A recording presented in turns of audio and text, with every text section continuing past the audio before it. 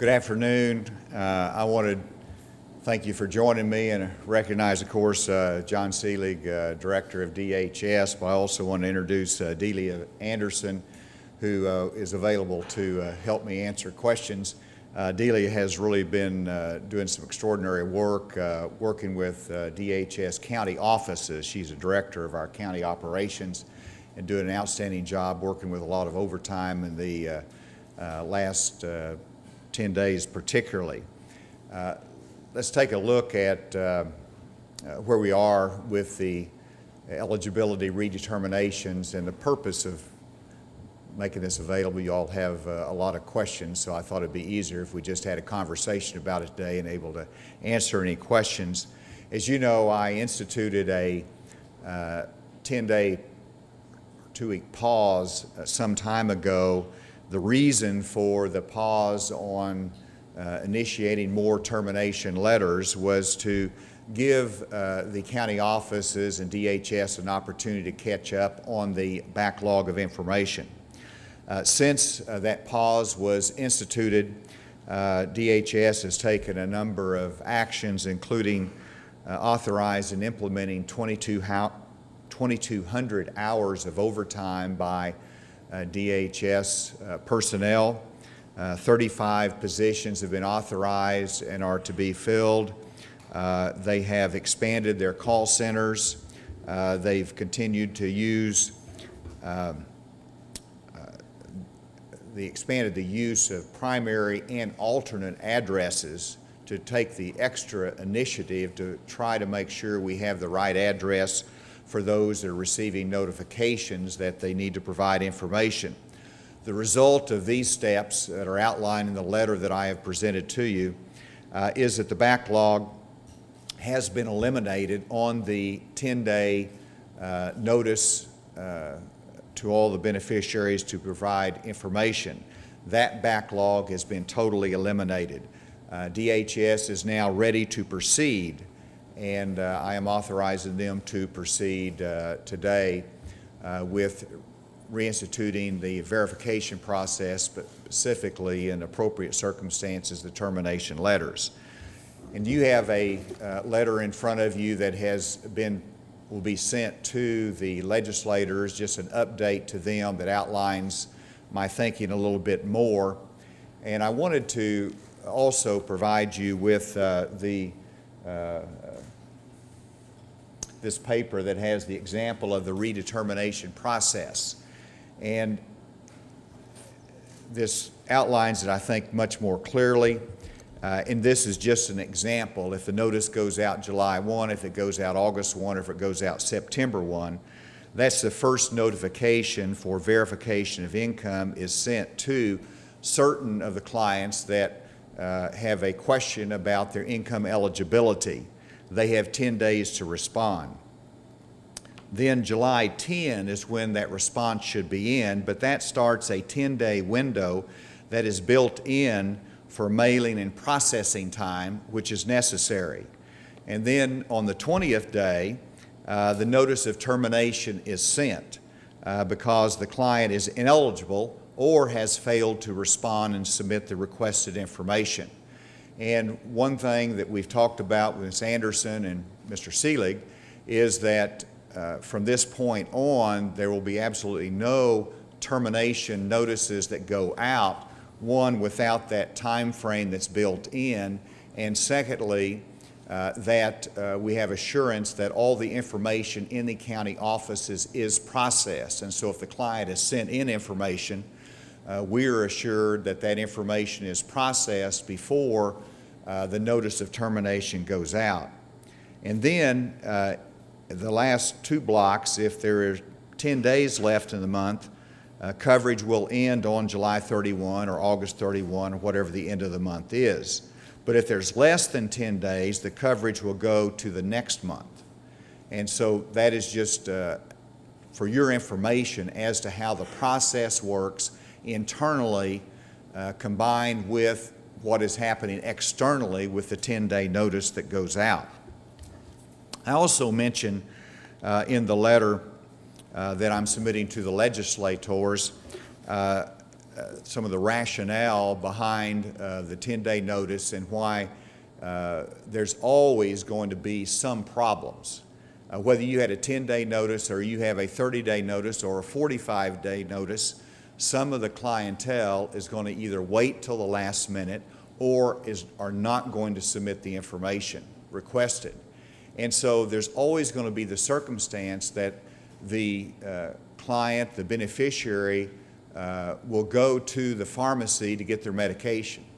And they will be notified then that, well, you're no longer eligible, you're not authorized for Medicaid or the private option. And so whether it's 10 days, 30 days, or 45 days, that is going to happen, those kind of circumstances. And that's a consequence of inaction, that's a consequences of 600,000 redetermination notices going out, and with the volume, there's always going to be some of those types of circumstances. We're trying to minimize those with the steps that have been put into place. As an additional step, DHS has worked with the insurance carriers, and a majority of the insurance carriers has agreed for their clients to go ahead and cover the medication requested at the pharmacy, even though that individual has been declined coverage. They're going to go ahead and cover that for those on their list of beneficiaries with the hope, I guess, or the understanding that if that person is later determined to be eligible, then the insurance carrier will be paid the premium, and it will all be retroactive to the cutoff date, back to the original, and so there would not be any gap in coverage. So that's minimizing the risk of pharmaceuticals, medication not getting to people in need whenever there might be some argument that they are still eligible for the Medicaid coverage. So with that, let me turn it over for questions you might have. 48,000 that had either been flagged for termination, had been terminated, or were going to be terminated after you did cleared the backlog. Is that number still 48,000? Is it less than that? Where are we at now? Well, come on up, John. Y'all going to have to start helping me now, so both of you come up here. I'm going to turn it over to them. The number that is 48,000, or I think it was less than that, but whatever that number is, that backlog has been concluded, and so those people are either ineligible from an income standpoint, or they have shown their eligibility through income statements that have been submitted, or they still haven't submitted any information. And so under the circumstance that they've proven they're eligible, then they're not going to get any notice of termination. They're reinstated and it's retroactive. If they haven't submitted the information, the notice of termination will go out. Yeah, please, John. I would say we've done about 2,000 reinstatements already. So those would likely be of those 48,000. The 48,000 is the number who received a termination notice, so that number will never go down, but we've done now about 2,000 reinstatements. I think the number is probably even higher than that. Do you have an estimate yet or a figure yet of how much it's costing the state to pay out this overtime, to hire these physicians? And I guess how does that compare to estimated savings that you're making from doing those redeterminations? Delia, I'd like for you to come up and talk about what your county offices are doing. I think it was, I've met with some of your county officials. They're willing to do overtime. They've done overtime. They've worked on weekends. But talk a little bit about your county operations, how you're handling that, and then we'll address the cost issue. Okay. Well, we are pleased with the outpouring of support from staff within our county offices. We had a total of 300 staff that volunteered to work overtime hours to take care of the income verifications, to ensure that everyone that sent in income verifications, we have processed those, and we have been able to accomplish that. And I want to thank the governor for authorizing that overtime, because that has made a significant difference in our ability to process these cases and ensure that moving forward that we will have all of the income verifications processed that have been received in our office, and we can move forward with future closures. And did you want to comment on the cost, John? Well, yes, I mean, the cost will vary depending on how much we need. We won't use overtime that we don't need. We've done, Delia, I think about 2,000 hours thus far. Yes. That's probably at a cost of about $50,000. So compared to the size of the program, particularly remember, this is virtually the entire Medicaid program, not the private option. It's a small cost compared to the total. Obviously, we don't want to spend any money we don't need to, but we need to serve these people well. Right, they're vacant positions, but those staff positions were in Delia's budget. They're just positions that, as you know, the governor can speak to it, trying not to fill any positions that weren't needed in state government. He's released these for us to fill, but they're budgeted positions. I was persuaded these positions are necessary. And so we lifted the freeze on these 35 positions. They're already budgeted, but they will be filled, go to work, should fill that gap. Do you have an estimate based on the pace of these reinstatements that, are we looking at a significant number like 40,000 people not on the Medicaid or private option rolls by the time you guys are through with this analysis? John? We just don't have an estimate at this point. It will just depend on how many people get back to us with information, and then how many over the course of, as the governor pointed out, of the 90-day period, et cetera, how many at some point come back to us to get reinstated. So we just don't know what the number's going to be. You kind of equated a 10-day window being almost the same as a 45-day window, because those kind of occurrences would still occur, but don't you think there'd be less of them in 45 days than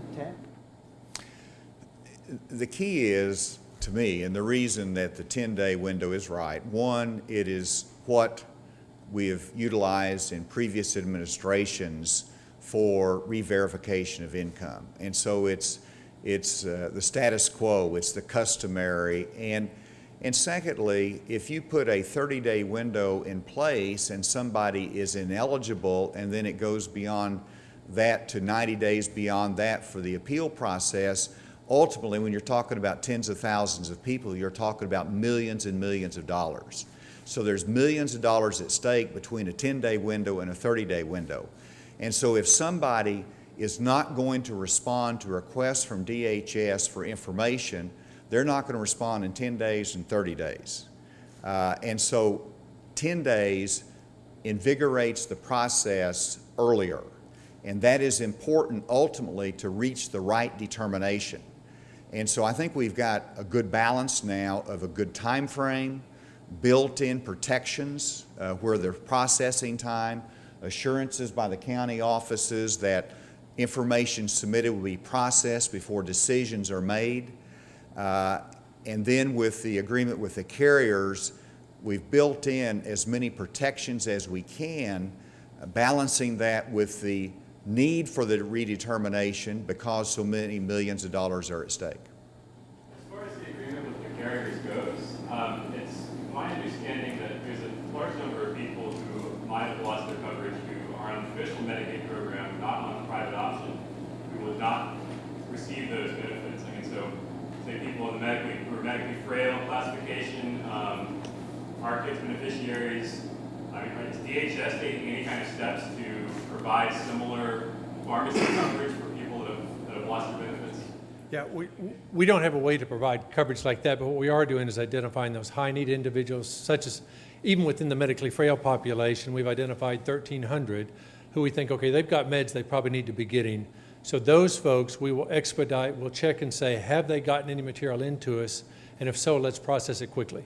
Now, obviously, if they haven't responded to us, we can't put them back on the program, but kind of as soon as they do, we're giving them expedited service to get them back on the program. Dr. Seelig, which of the insurance companies have been part of the agreement and which have not? I'm sorry, Which of the insurance company carriers have been in part of that agreement and which were Blue not? Cross and Centene, which is also known as Ambetter, those are the two that have. And QualChoice chose not to at this point. Have you changed the letter? I know you've changed the envelope, Right. but the letter is your case will be closed, it's kind of vague language. Have you changed it to you will lose your insurance? Yeah, I know we have, and Delia, I don't know whether the new notices have gone out. I know we have changed the wording of the notices. We're constantly trying to improve that wording. I can't tell you what version we're on at this point, but we are looking at that also. If Qual Choice is not participating, does that mean that private option beneficiaries who go through Qual Choice won't have this prescription covered? That's right. What percentage of private option beneficiaries is that? Qual Choice is by far the smallest of the three. I don't know what the percentage, but Blue Cross and Ambed or Centene are by far larger in terms of the number of beneficiaries they cover. That would be the vast majority of those that are on the private option would be covered by those two insurance carriers. I wanted to see if you could react to the study that came out about the private option and the potential savings over a 5-year period. The Stevens Group? Yeah, I was asking the governor, but Oh, I'm sorry. I'm sorry, I didn't. What was the question again? there was a study that came out by the Stevens Group for the private option task force that suggested some significant savings, and I wanted to get your reaction. I'm going to be addressing the Healthcare Task Force tomorrow, and so I hope to be able to comment on it at that time as well as give some other ideas as the direction we need to go. So let me, there's been a more recent Stevens report. Is that what you're referring to? Let me wait and comment on that tomorrow. In the letter where it says that in many instances a beneficiary is not alerted to the need to provide information to DHS until a claim first is denied. I'm not sure I understand why a claim would be denied before the person was even alerted that they needed to provide something to DHS. No, they would, that might be phrased poorly, but the notice of providing information goes out. It's conceivable they didn't receive it. It's conceivable there's a bad address. It's conceivable that they ignored it. It's conceivable that they saw it and said, well, I am no longer income eligible, so I'm going to blow it off. And then they 20 days later have a health need and they go into a pharmacy. And so that triggers action. And that's just an observation that I was making in the letter. In terms of the agreement with the insurance companies to cover the drugs, are the people being covered, will they know what's going on? Because it seems like that would kind of create more confusion if drugs are still being covered, but... Yeah, so that contact would be between the carrier and the client, but at the point of sale, when they're at the pharmacy, the pharmacist, because the pharmacist will have been alerted by Blue Cross or Ambed, the pharmacist will be able to tell them your drugs are covered at that point. Will the pharmacist also tell them, but your medical expenses won't be covered, so you better... My guess is that conversation would happen if and when they went to a medical provider.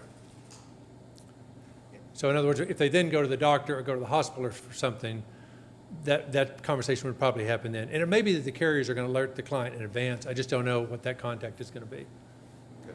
Is there any breakdown yet of how many people who lost coverage did so because they had zero income and that flagged them for termination? And also, I'd like to ask the governor, at what point did you become aware that was happening to people with zero income? So we don't know how many have zero income because what we do, we bounce against the state wage data. And if there's no data there, that's one of the triggers for us to say we need income verification. In a lot of cases, probably there's no data because they don't have income, but we don't actually get, all we get is there was no data. We don't get a notification that they have zero income, so we don't have that number. Do you have a question to me? I was asking, at what point you became aware that there were, it seems logical, a number of those beneficiaries with zero income, with no wage data, actually would be eligible for coverage. So we know at least a subset of that population is eligible.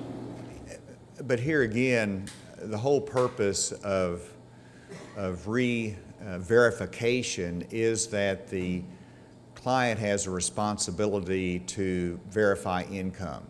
And, we prioritize the notice that goes out based upon these income parameters. But, as the director said, you could have clients that are not reporting wage earnings to